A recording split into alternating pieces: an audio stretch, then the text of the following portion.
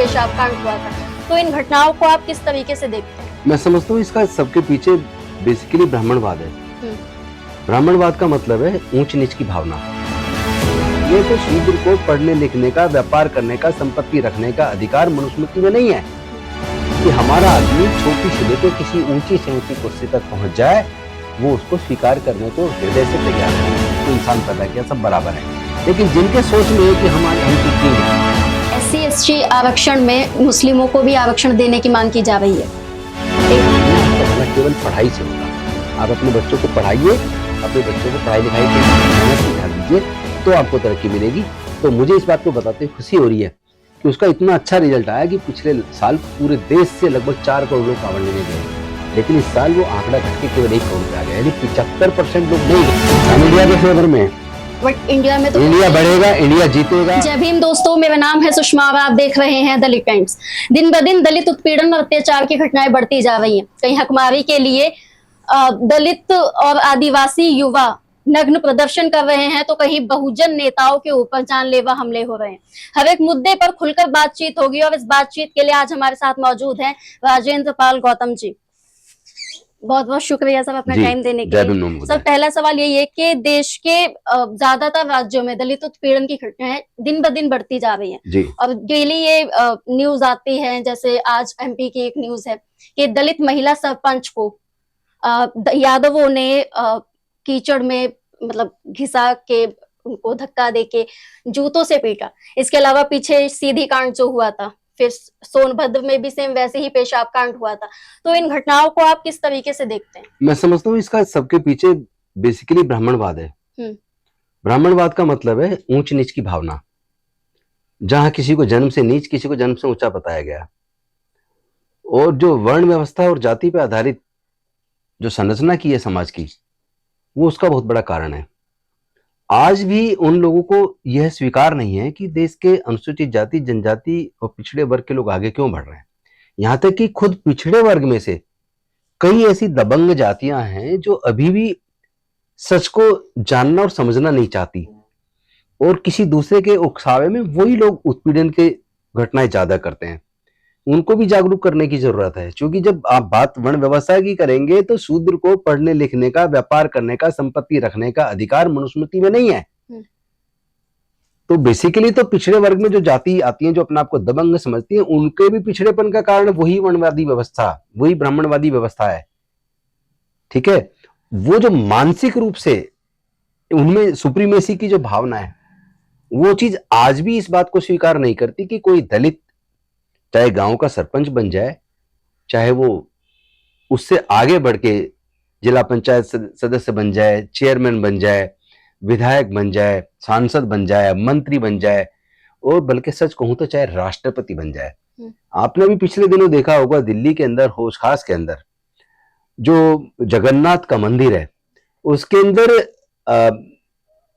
हमारे एक मंत्री, केंद्र सरकार के दो मंत्री, जिसमें अश्वनी वैष्णव जी और इनके साथ साथ धर्मेंद्र प्रधान जी, वो दोनों मंदिर में गए, मंदिर में अंदर तक जाने दिया, मूर्ति छू रहे हैं, सब कुछ कर रहे हैं, पूजा कर रहे हैं। लेकिन जब देश की राष्ट्रपति द्रौपदी मुर्मू जी गई तो उनको लकड़ी का बैरिकेड लगा के बाहर रोका हुआ है। जब ये बात हम लोगों ने उठाई और ये मुद्दा बना, तो पुजारी का वीडियो आया कि हमने जिसको हम बुलाते हैं, वर्ण करते हैं, वही केवल अंदर आता है, बाकी को हम अलाउ नहीं करते, राष्ट्रपति जी हो चाहे कोई हो। इसका मतलब सीधा सीधा है कि हमारा आदमी छोटी से लेके किसी ऊंची से ऊंची कुर्सी तक पहुंच जाए, वो उसको स्वीकार करने को हृदय से तैयार नहीं है। उनके मन में वो अपमान करने की भावना हमेशा बनी रहती है। तो ये जो घटना अभी आपने बताई मध्य प्रदेश के अंदर, जो दलित समाज की, आदिवासी समाज की सरपंच को जिस तरह कीचड़ में घसीटा गया, मारा गया, या सोनभद्र में, यूपी में जिस तरह पेशाब किया गया, यूरिनेट किया गया, या जो मध्य प्रदेश के अंदर किया गया, छत्तीसगढ़ के अंदर भी अभी जो मैं देख रहा था वीडियो कल, कि यूथ लड़के हमारे बहुजन समाज के, हाँ तो SC/ST के बच्चे, उनकी नौकरियां फर्जी कास्ट सर्टिफिकेट बनवा के खाली गई है, जिसके विरोध में कार्रवाई के लिए वो लोग इतने दिन से मांग कर रहे हैं, लेकिन सरकार एकदम चुप है। मजबूरी में मतलब इतने हताश और निराश हुए कि पूरी तरह नंगे होकर, एकदम निर्वस्त्र होकर वो लोग धरना प्रदर्शन कर रहे हैं। तो ऐसे क्यों मजबूर किया जा रहा है? क्योंकि एक मानसिकता काम कर रही है, सरकारों में भी वही मानसिकता है और समाज के अंदर बैठे हुए जो वर्ण के अंदर अपने आप को जो सो कॉल्ड अपर कास्ट मानते हैं, हम उनको नहीं मानते। हम तो सब मानते हैं कि कुदरत ने सबको इंसान पैदा किया, सब बराबर है। लेकिन जिनके सोच में है कि हम सुप्रीम है, वो लोग अपने मन से अभी भी हमारे लोगों को स्वीकार नहीं करते, चाहे हम किसी भी पोस्ट तक पहुंच जाएं। और इसके एक और बात है, एक क्रिया होती है, क्रिया की प्रतिक्रिया होती है।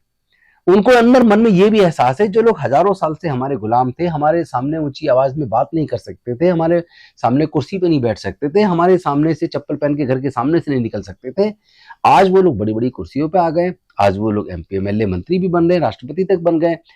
आज वो लोग इंजीनियर डॉक्टर बन रहे हैं, कलेक्टर बन रहे हैं। तो वो अंदर की उनकी जो मानसिक स्थिति है वो इसको स्वीकार नहीं करते, और वो फिर वो प्रतिक्रिया करते हैं इस तरह की, जैसा ये ग्राम प्रधान के साथ हुआ, या जैसा वो यूरिनेट करने वाली जो घटना हुई। ये सब घटनाएं उस ओर इशारा करते हैं कि अभी भी वो मन से पूरी तरीके से वर्ण व्यवस्था और जाति के आधार पर ही समाज को चलाना चाहते हैं। अभी भी वो सबके अधिकार देना नहीं चाहते, अभी भी अपनी सुप्रीमेसी को मेंटेन रखना चाहते हैं। तो मैं समझता हूँ ये बेसिकल कारण यही है। तो आपने छत्तीसगढ़ की अभी बात कही, SC ST आरक्षण में मुस्लिमों को भी आरक्षण देने की मांग की जा रही है। एक तरफ जो लोग हैं, जो सवर्ण हैं, जो ऊंची जाति के लोग हैं, वो दलितों के आरक्षण में पहले से ही सेंधमावी कर चुके हैं, फर्जी जाति प्रमाण पत्र बनवा के। और इस तरफ मैं एक बात कहना चाहता हूँ, पहली बात तो समझने की जरूरत है कि आरक्षण जो है, आरक्षण नहीं कहो इसको आप, इसको प्रतिनिधित्व कहिए। ये रिप्रेजेंटेशन है जो कम्युनिटी को दिया गया है, सोसाइटी को दिया गया है, और उसका आधार है 2000 socially and educationally backward classes they are entitled to get benefit of reservation. ठीक है, तो अगर मुस्लिम में आप जानते हैं 90% जो है SC ST OBC कन्वर्टेड लोग हैं, उनको हक मिलना चाहिए, लेकिन वो अलग से मिलना चाहिए, क्योंकि SC ST की पॉपुलेशन के हिसाब से उनको मिला है। इसी तरह जो लोग कन्वर्ट कर गए, ईसाई बन गए या मुस्लिम बन गए, लेकिन वो शैक्षणिक और सामाजिक दृष्टि से वहां पिछड़ापन है, उनके साथ अगर इस तरह का शोषण होता है जो यहाँ SC ST के साथ होता है, तो निश्चित तौर पर उनको भी सरकार को अलग से आरक्षण की व्यवस्था करनी चाहिए। जैसा EWS के लिए किया गया या जैसा OBC के लिए किया गया, ऐसी व्यवस्था उनके लिए करनी चाहिए। तो सर, इससे तो आरक्षण का जो दायरा पहले से बना हुआ है वो तो आगे निकल जाएगा, तो जाना चाहिए, क्या दिक्कत है? तो बढ़ना चाहिए, क्या दिक्कत है? रिप्रेजेंटेशन सबको मिलना चाहिए समाज में। देश सबका है, किसी एक आदमी का थोड़ी ना है, एक जाति का थोड़ी ना है, एक धर्म का थोड़ी ना है। देश में रहने वाले सभी लोगों को अगर प्रतिनिधित्व नहीं मिलेगा, हम क्वालिटी से कोई समझौता करने के लिए नहीं कह रहे। आपका पैरामीटर है कि आपको क्वालिफाइंग मार्क्स आपको इतने रखने, तो वो सबके लिए रखिए। आप हमको मना कर रहे हैं? आप जो छूट उसमें देते हैं वो अलग अलग कैटेगरीज को अगर देते हैं वो एक अलग सवाल है, लेकिन क्वालिफाई तो सबको करना होता है। अगर मैं एक शेड्यूल कास्ट हूं और मैंने लॉ किया, लॉ में जितने भी बच्चे थे, चाहे जर्नल के हो चाहे SC के हो, क्वालिफाई मार्क 45 था, तो 45 से कम पे थोड़ा पास कर रहा है कोई हमें? 45 पे जनरल वाले बच्चे पास हो रहे थे, 45 पे 100 में से 45 लाने पे हम पे पास हो रहे थे। ये जो रिप्रेजेंटेशन मिलता है एंट्री लेवल पे मिलता है। आप एडमिशन तो दीजिए, उसके बाद बच्चे को एग्जाम पास करने में तो आप नंबर में कोई छूट दे ही नहीं रहे हो ना। तो यानी आरक्षण मिलना चाहिए, लेकिन SC ST का जो आरक्षण, देखिए पहली बात तो यह आरक्षण ही रिप्रेजेंटेशन का आधार है। जो भी उस आधार में कवर होता है उनको सबको सरकार की जिम्मेदारी है, उनको आगे लाने के लिए उनके लिए भी व्यवस्था करनी चाहिए। सब बाबा साहब अम्बेडकर ने दलितों के मुक्ति के मार्ग को बताया है कि बौद्ध धर्म है। जी, कैसे है? इसलिए है क्योंकि बौद्ध धर्म बिल्कुल उस प्रकार है जिस प्रकार अनेकों नदियां जाकर समुद्र में गिरती हैं तो अपनी पहचान खो देती हैं। फिर कोई भी समुद्र से एक लोटा पानी निकाल के ये नहीं बता सकता कि ये कौन सी नदी का पानी है। उसी प्रकार बौद्ध धर्म है, धर्म चलता है, एक किताब होती है, जैसे इस्लाम चलता है कुरान से, उनका एक धर्म का ग्रंथ है। ये बाइबल से चलता है ईसाई धर्म, या हिंदू धर्म चलता है मान लो गीता से। बौद्ध धर्म किसी किताब से नहीं चलता, बौद्ध धर्म वैज्ञानिक दृष्टिकोण से चलता है। यानी ज्ञान की, केवल ज्ञान की बात नहीं है बौद्ध धर्म, बल्कि प्रज्ञा पर आधारित ज्ञान।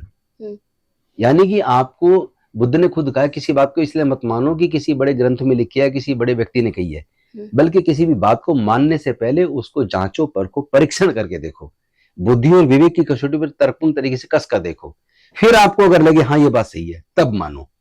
तो बेसिकली बौद्ध धर्म में आने के बाद आप इंसान बन जाते हैं, फिर आप अपने आप को बौद्ध कह सकते हैं, आप अपनी जाति नहीं कह सकते। अगर फिर भी कोई जाति को जिंदा रखता है या अपनी जाति बताता है तो फिर वो बौद्ध नहीं है। दूसरी बात, बौद्ध का मतलब है बुद्धि और ज्ञान पर आधारित धम्म, एक ऐसा मार्ग जो बुद्धि और विवेक से चलता है।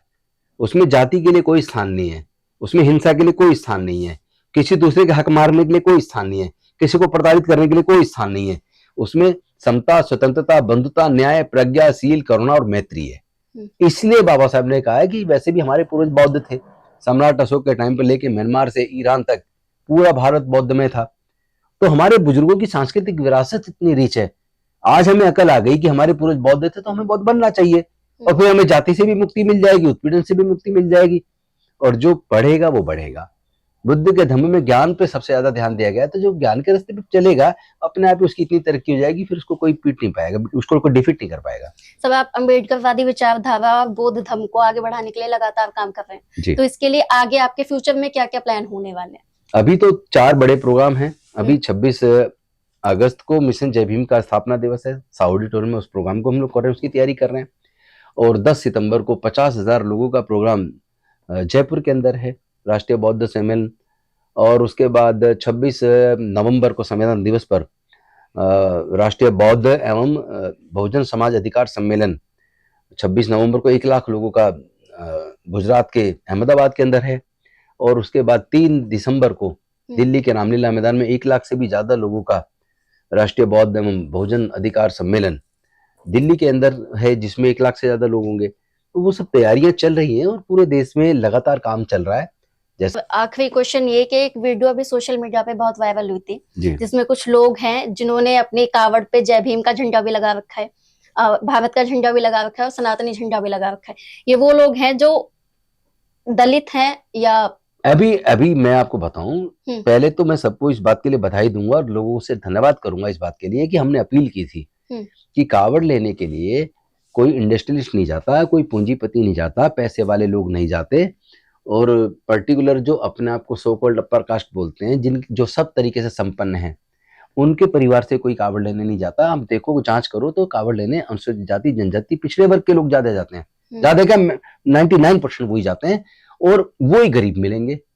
तो अगर वहां जाने से आपकी गरीबी दूर नहीं हो रही, आपकी बदहाली दूर नहीं हो रही, और जो वहां नहीं जा रहा वो अपने काम में लगा है, पढ़ाई लिखाई में लगा है, वो तरक्की कर रहा है, वो अपना नौकरी की तैयारी में लगा है, उनके बच्चे विदेश में पढ़ रहे हैं, आप कावड़ ढो रहे हो। तो गलती किसकी है? हमने आह्वान किया था कि इसमें आप मत जाइए। जब आप जाते हैं, आपका बच्चा जाता है तो अपनी स्कूल कॉलेज की पढ़ाई छोड़ता है, छुट्टी लेता है 15 दिन, और अगर वो फैक्ट्री में नौकरी कर रहा है तो फिर वो 15 दिन की छुट्टी लेता है, 15 दिन की तनख्वाह मारी जाती है और कई बार नौकरी चली जाती है। तो भैया आप किस लिए जा रहे हो वहां? आप मत जाइए। ये हमने रिक्वेस्ट की थी कि आप लोग अंधविश्वास, पाखंडवाद को रास्ते को छोड़िए और अपने बच्चों की पढ़ाई लिखाई पे ध्यान दीजिए, अपनी नौकरी पे, मेहनत पे ध्यान दीजिए, तो आपको तरक्की मिलेगी। तो मुझे इस बात को बताते हुए खुशी हो रही है कि उसका इतना अच्छा रिजल्ट आया कि पिछले साल पूरे देश से लगभग 4 करोड़ लोग कांवड़ लेने गए, लेकिन इस साल वो आंकड़ा घट के केवल 1 करोड़ पे आ गया, यानी 75% लोग नहीं गए। ये मैं समझता हूँ बहुजन समाज की सफलता है, क्योंकि ये हमारे बहुत सारे लोगों ने, मुझ सहित कई लोगों ने अपील की थी और उसका व्यापक असर हो रहा है। फिर भी कुछ लोग हैं जिनको अभी भी ब्रेन वॉश करके, बरगला के अभी भी भेजा जा रहा है, और वो झंडा जो जानबूझ के लगवाया जा रहा है वहां बाबा साहब का, ताकि बहुजन समाज के लोग उस और प्रेरित हों। लेकिन मैं ऐसे लोगों को समझाना चाहता हूं कि आप अंधविश्वास, पाखंडवाद के रास्ते पे चाहे बाबा साहब का झंडा लगाएं, समाज का लगाएं, इससे आपका कोई भला होने वाला नहीं है। आपका भला केवल पढ़ाई से होगा। आप अपने बच्चों को पढ़ाइए, अपने बच्चों को पढ़ाई लिखाई की करवा के उनकी नौकरी के लिए तैयारी करवाइए, या व्यापार के लिए उनको आगे बढ़ाइए, या उनको टेक्निकल हैंड बनाइए। वहां जाने से कोई किसी का भला होने वाला नहीं है। आपका भला केवल मेहनत से, पढ़ाई से, ज्ञान से, केवल इस रास्ते से होगा। तो सर, आखिरी सवाल ये है कि जो अंधविश्वास को अब भी मानते हैं लोग, ऐसे समाज में जागृति कैसे लाई जाएगी? ये जागृति इसी तरह जाएगी जैसे आपके वीडियो पे मैं बोल रहा हूँ, अपने फेसबुक पे लाइव कर रहा हूँ, जगह जगह जाके बड़ी बड़ी सभाएं ले रहा हूँ, वहां जाके समझा रहा हूँ। मेरे जैसे और भी लोग हैं जो समझा रहे हैं। बहुत से लोग हैं जो पिक्चर पे नहीं आते, टीवी पे नहीं आते, या फेसबुक पे नहीं है, लेकिन गाँव गाँव में वो छोटी छोटी सभा लेके समझा रहे हैं। तो अकेले हम नहीं है, लाखों लोग समाज के लोगों को समझाने की कोशिश कर रहे हैं, लगे उसमें। उसी का परिणाम है ये जो घटनाएं घटी है ना, वो अंदर से परेशानी है, परेशानी में हमारे साथ उत्पीड़न कर रहे हैं, यानी चिढ़ के कर रहे हैं, ताकि हमारा मोरल डाउन हो, ताकि हम लोग जो है, हम में डर पैदा हो जाए। लेकिन अब ये जो मर्जी कर लें, हमारे लोग डरेंगे नहीं, और हमारे लोग इस मुहिम को और तेजी से आगे बढ़ाएंगे। तो क्या सामाजिक स्तर पे तो आप ये कर रहे हैं, क्या राजनीतिक स्तर पे भी ऐसा कोई मंच तैयार किया जाएगा? देखिए, राजनीति ज्यादातर तोड़ने का काम करती है, हमें समाज को जोड़ना है। राजनीतिक पार्टी ऑल इंडिया में अपना काम करे, उनको अपना काम करने दीजिए। वैसे भी देश में बदलाव लाना है तो राजनीति से आएगा, क्योंकि सत्ता जो जिसके पास है वो योजना बना के करोड़ों लोगों का भला कर सकता है। हम लोग कोशिश करना चाहें 10 की कर देंगे, 20 की कर देंगे, लेकिन सत्ता हर आदमी तो हासिल नहीं कर पाएगा। लेकिन अगर समाज अपने आप को तैयार कर ले और सत्ता को ये भय पैदा हो जाए, पार्टियों को ये भय पैदा हो जाए कि ये समाज अगर तुम्हारे खिलाफ हो गया तो तुम सत्ता से बाहर हो जाओगे, तो वही पॉलिटिकल पार्टी सत्ता पाने के बाद आपसे पूछ के काम करेंगी। तो मेरी जो कोशिश है समाज को सामाजिक रूप से, सांस्कृतिक रूप से इतनी मजबूत करने की है ताकि राजनीतिक पार्टियों को हमसे पूछना पड़े कि बताइए आप चाहते क्या हैं। वो समाज को तैयार करके हम इतना कर देंगे कि कोई भी राजनीतिक पार्टी सत्ता में, उसे हमारी बात को सुनना ही पड़ेगा। सर, आपने राजनीतिक पार्टी की बात कही, 2 दिन से बहुत मुद्दा गरमाया हुआ है एनडीए और इंडिया का। हम इंडिया के फेवर में, बट इंडिया में तो इंडिया बढ़ेगा, इंडिया जीतेगा और इंडिया को जीतना ही चाहिए। हमारे देश की जीत होनी चाहिए, देश के लोगों की जीत होनी चाहिए और देश के लोगों की अपेक्षाएं पूरी होनी चाहिए। वो पार्टी जो नए नए तरह कई प्रकार के सपने दिखा के सत्ता में आई थी, उनको 10 साल होने को हैं, उन्होंने सबके रोजगार छीन लिए और भुखमरी बढ़ गई, गरीबी बढ़ गई, बदहाली बढ़ गई, देश के सारे उपक्रम बेच खाए। देश में बचा क्या है? कहाँ अब तक के जितने प्रधानमंत्री सारे मिलके केवल 55 लाख करोड़ का कर्ज लिया, और एक ऐसा प्रधानमंत्री आया जिसने एक आता मैं देश नहीं बिकने दूंगा, लेकिन सब कुछ बेच दिया और देश के ऊपर 1,55,000 करोड़ का लोन चढ़ा दिया। यानी जितना सारे प्रधानमंत्रियों ने मिलकर लोन लिया उससे दुगने से भी ज्यादा इन प्रधानमंत्री जी ने ले लिया। तो ये बोलते कुछ है, करते कुछ है। जो ये बोलते हैं हमेशा इनके रिजल्ट उसके विपरीत आते हैं। कभी भी कुछ भी उनका चेक कर लीजिए। उन्होंने कहा था मैं काला धन वापस लाऊंगा, लेकिन आंकड़े बता रहे 1.5 गुना बढ़ गया काला धन, वापस तो कुछ भी नहीं आया। उन्होंने कहा था मैं 30-35 रुपए लीटर पेट्रोल दूंगा, मिला क्या किसी को? उन्होंने कहा था मैं हर साल 2 करोड़ रोजगार दूंगा, मिला क्या किसी को? नोटबंदी लाके सबके काम धंधे और सब कुछ वो भी बर्बाद कर दिया, लोग लाइन में लग लग के मर गए। तो अब तो समय आ रहा है चुनाव में सबक सिखाने का। ठीक है, बहुत धन्यवाद। Thank you sir. तो हमारे साथ थे राजेंद्र पाल गौतम जी, जिन्होंने बड़ी ही बेबाकी के साथ सभी सवालों का जवाब दिया। आप देखते रहिए दलित टाइम्स। जय भीम।